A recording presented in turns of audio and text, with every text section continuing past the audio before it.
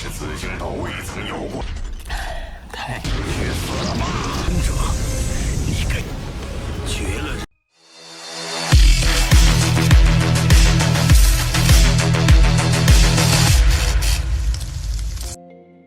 Halo semua, selamat datang di Ruang Sinema. Bagaimana kabar kalian semua? Semoga selalu sehat dan baik-baik saja. Sesuai jadwal, jadi pada hari ini kita akan membahas spoiler Penakluk Bintang berdasarkan cerita novelnya. Dengan satu gerakan tangan, Lo-Fong memanggil komputer kuantum mini miliknya dan memutuskan untuk memasuki dunia kemuliaan. Ia ingin melihat perbedaan dunia tersebut dengan alam semesta virtual milik ras manusia.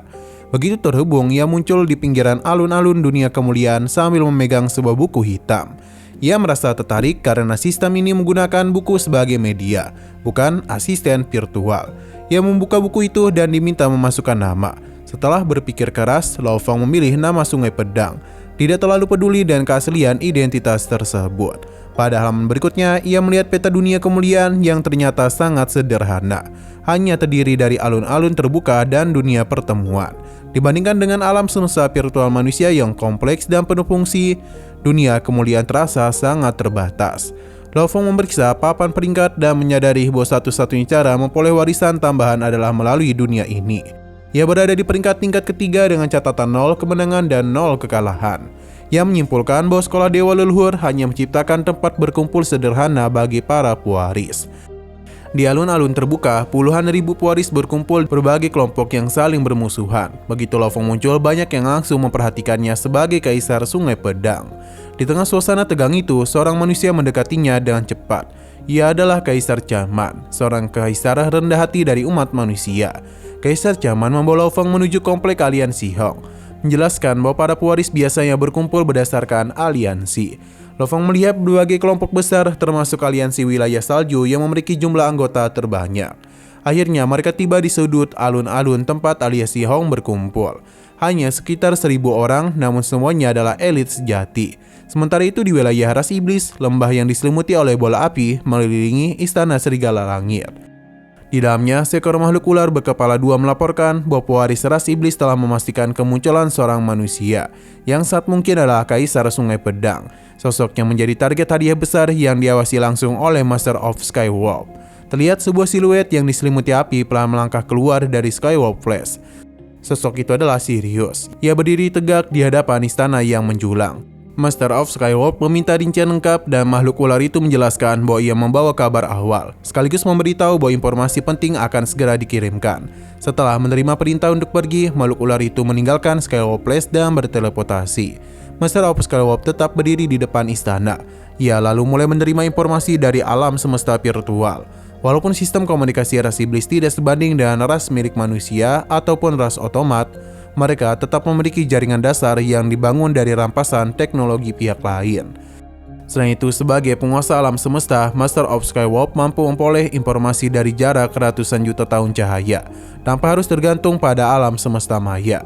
Getaran energi muncul dan di antara bintang-bintang berbentuk sebuah proyeksi virtual 3 dimensi. Master of Skywalk mengamati rekaman itu dari kejauhan, menyaksikan langsung konfrontasi antara Lo-Fong dan Baisan. Ia merasa terkejut karena mengetahui bahwa Lo-Fong pergi ke sekolah Dewa Leluhur. Menurutnya itu adalah langkah cerdas, tetapi dia itu heran mengapa umat manusia tidak melindungi individu berbakat itu di wilayah mereka sendiri. Ia memperkirakan Lo-Fong akan menetap cukup lama di sekolah Dewa Leluhur. Ia juga menyadari bahwa ras cacing dan ras robot kemungkinan besar telah menerima informasi serupa, bahkan mungkin akan bertindak lebih dahulu. Master of Skywalk memutuskan untuk menunggu, membiarkan pihak lain bergerak terlebih dahulu. Dalam perundungannya, Master of Skywalk menilai potensi Lo-Fong. Ia yakin Lo-Fong bisa mencapai keabadian, tetapi menjadi kesatria alam semesta adalah tantangan yang jauh lebih berat. Banyak contoh makhluk luar biasa yang gagal melewati batas itu, termasuk Kaisar Yan sejati, Kaisar Chaman, dan bahkan Kaisar Juchong, yang merupakan makhluk hidup istimewa. Walaupun Kaisar Sungai Pedang sangat mengesankan, ia tetap berada di bawah makhluk khusus seperti Kaisar Juchong. Namun Master of Skywalk menyadari bahwa Lo-Fong pasti menyimpan banyak rahasia, dan kekuatan sebagai penguasa sektor, dia mampu menghabisi Kaisar Batas. Jika suatu hari nanti ia menjadi kesatria alam semesta, terutama di tingkat tinggi, ia akan menjadi ancaman yang lebih besar daripada banyak master alam semesta. Bagi ras musuh, kesatria alam semesta dan kekuatan setara master alam semesta adalah ancaman paling mengerikan. karena makhluk semacam itu masih dapat dibangkitkan oleh pihak terkuat di alam semesta. Master of Skywarp akhirnya menyimpulkan bahwa Lo Fong masih belum menjadi ancaman langsung. Ia memilih untuk menunggu dan mengamati langkah ras cacing dan ras robot. Pada hari yang sama, kedua ras tersebut menerima pesan serupa. Keempat ras puncak di alam semesta berada dalam ketegangan, sementara kekuatan lain memilih bersikap netral atau menunggu konflik besar terjadi. Di dunia kemuliaan, Lo Fong mulai bergaul dengan banyak makhluk kuat. Ia menyadari bahwa Lian Xihong memiliki jumlah ahli waris yang relatif sedikit. Kaisar Lili menjelaskan bahwa sekolah Dewa Leluhur membagikan token tanpa pandang bulu, membuat manusia dirugikan. Selain itu, Lian Xihong hanya menerima para elit. Kaisar Chanman menambahkan bahwa manusia relatif lemah di sekolah Dewa Leluhur, dan sangat sulit bagi mereka memperoleh poin kemuliaan karena jarangnya tantangan. Lo Fong memahami bahwa untuk mendapatkan warisan melalui poin kemuliaan diperlukan perjuangan berat.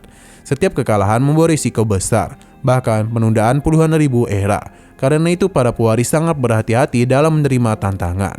Ketika Lo Fong terus berbincang, perhatian para pewaris dari ras lain mulai tertuju padanya. Di buku hitam dunia kemuliaan, nama Blade River tercatat sebagai manusia, membuat banyak pihak lain yakin bahwa Kaisar Sungai Pedang telah tiba. Mereka menyadari bahwa di dunia kemuliaan, semua orang memiliki kondisi tubuh yang sama, tanpa keunggulan, konstitusi khusus, atau harta pribadi. Banyak pewaris mulai bersemangat, berniat menantang dan mempemalukan sosok legendaris itu. Dalam waktu singkat, undangan pertempuran dikirim secara massal. Saat Lo Fong membuka buku hitamnya, ia terkejut melihat jumlah undangan yang membanjir, melonjak dari belasan ribu menjadi puluhan ribu dalam sekejap, dan jumlah itu terus meningkat tanpa melambat. Padahal Lo Fong baru saja mendengarkan keluhan Kaisar Chanman dan Kaisar Li tentang betapa sulitnya memperoleh tantangan di dunia kemuliaan. Namun kenyataannya yang ia hadapi benar-benar berbanding terbalik. Dalam hitungan detik saja, jumlah undangan untuk bertempur yang masuk ke buku hitamnya melonjak tajam, hingga menembus angka puluhan ribu. Detak jantungnya meningkat ketika ia menyadari bahwa angka tersebut terus bertambah dengan kecepatan yang menegangkan. Beberapa saat sebelumnya, buku hitam itu sama sekali tidak menunjukkan adanya undangan. Tetapi sekarang jumlahnya melonjak begitu cepat hingga terasa tidak masuk akal. Hal itu terjadi karena Lo Fong baru saja memasuki dunia kemuliaan dengan menggunakan nama Blade River. Sebelumnya, meskipun banyak ras ingin menantang Kaisar Sungai Pedang, mereka tidaklah memiliki cara untuk menemukannya. Kini dengan kemunculan Lo Fong di lapangan terbuka, hampir seluruh ahli waris langsung menyadari keberadaannya. Kaisar Sungai Pedang adalah sosok legendaris, dan kehadirannya memicu hasrat bertarung para ahli waris dari berbagai ras. Terlebih lagi, Lo Fong berada di tingkat ketiga warisan Dewa Binatang, tingkat yang memiliki jumlah ahli waris terbanyak di antara 7 tingkat yang ada. Tingkat ketiga dihuni oleh lebih dari 100 juta ahli waris, hanya segelintir kesatria alam semesta yang berada di atas. Sementara mayoritas adalah kaisar. Hampir semua petarung berbakat yang telah berlatih selama ratusan juta tahun mencapai tingkat itu. Banyak dari mereka bahkan telah hampir menyelesaikan tingkat ketiga dan mulai menyentuh tingkat keempat, seperti Kaisar yang sejati. Karena itulah tingkat ketiga menjadi pusat konsentrasi terbesar para ahli waris. Sementara Thousand Rain Emperor, Lily Emperor, dan Chaman Emperor memperhatikan Lo Fong yang terus menatap buku hitamnya. Setelah Lo Fong memberitahu bahwa ia telah menerima puluhan ribu undangan, ketiganya pun terkejut. Kaisar Lili membuka mata lebar-lebar, sementara Kaisar Chaman hanya bisa menghela napas panjang. Ia menyadari bahwa ketenarannya sendiri tidak pernah mendekati tingkat perhatian yang kini diterima oleh Lo Fong. Thousand Rain Emperor menjelaskan bahwa situasi ini sebenarnya masih masuk akal. Ahli waris tingkat ketiga dan keempat mencakup lebih dari 99% dari seluruh ahli waris di dunia kemuliaan. Dan lebih dari 90 juta ahli waris tingkat ketiga. Bahkan jika hanya 1% saja yang menerima undangan, jumlahnya sudah mencapai ratusan ribu. Oleh karena itu, banjir undangan yang diterima oleh Lo Fong hanyalah awal. Namun peringatan serius segera disampaikan. Thousand Rain Emperor menjelaskan bahwa di dunia kemuliaan, semua peserta menggunakan tubuh dewa yang sama kuatnya. Tidak ada perbedaan konstitusi, tidak ada harta sejati, dan semua senjata yang digunakan hanya senjata standar yang disediakan oleh sistem. Semua keunggulan dari dunia luar, baik teknik rahasia khusus maupun harta tak ternilai, semuanya telah dihapus. Dalam pertempuran, satu-satunya kekuatan yang benar-benar dapat dimanfaatkan hanyalah hukum fusi.